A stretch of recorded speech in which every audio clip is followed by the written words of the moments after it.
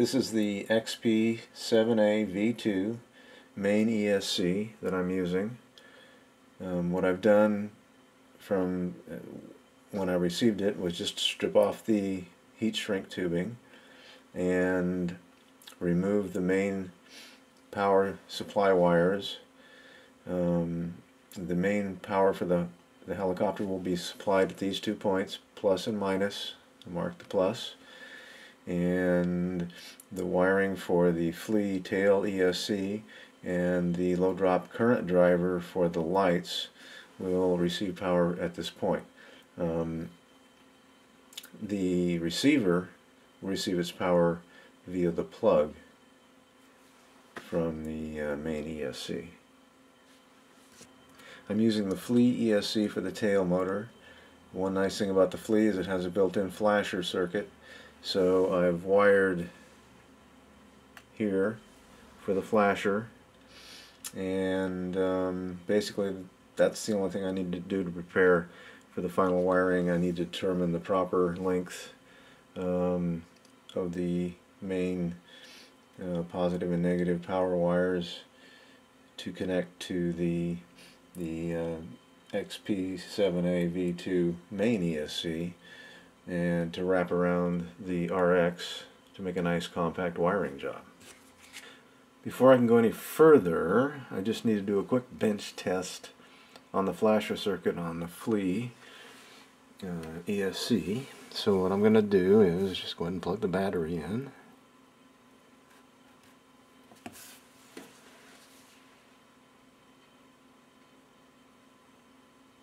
Alright.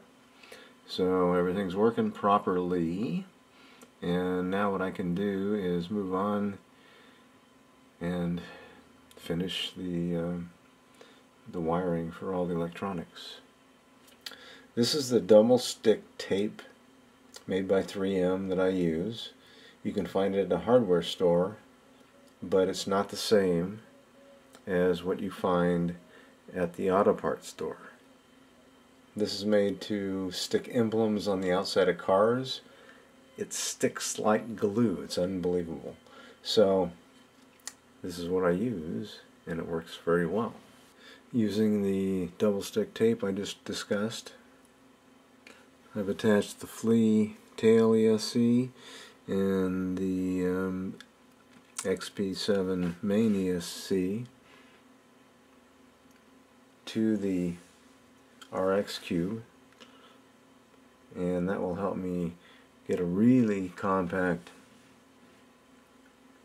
wiring for the final electronics. The next step was to go ahead and finalize the location of the wiring for the position lights on the frame, and I always do this with the servos in place, so there's plenty of room. The next step will be to go ahead and place the RX and ESCs on the frame to determine the final position for all the electronics. I've now installed the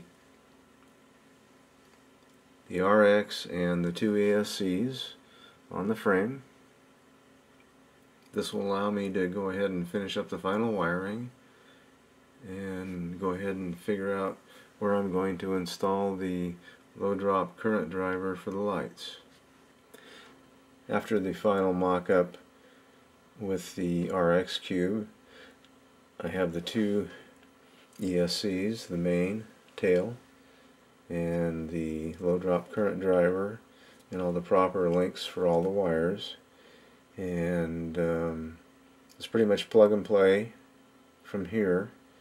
Have to add another plug for the flasher on the tail, but other than that, it's ready to go.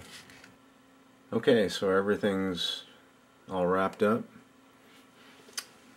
Two ESCs, low drop current driver, so it's getting a bit more tidy. It's not perfect, but it's pretty close.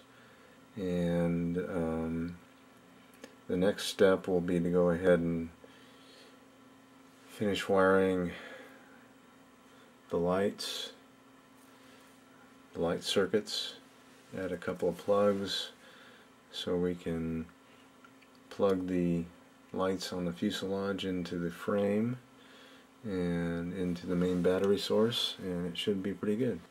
I've now sorted out all the wires for the position lights, the low drop current driver right there, kind of hard to see. If I can zoom in and let you look. And so here are the two connections. I've got two wires which will be used to power the remaining position lights on the fuselage. And now I'm just going to go ahead and tuck everything in, and that'll be pretty much it for the lights on the frame. I'm going to do a quick test of the position lights.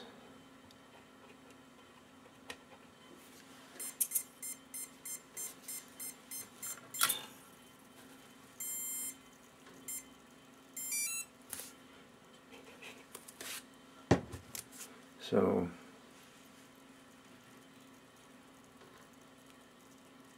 you can see they're working well. And now all we have to do is finish the final wiring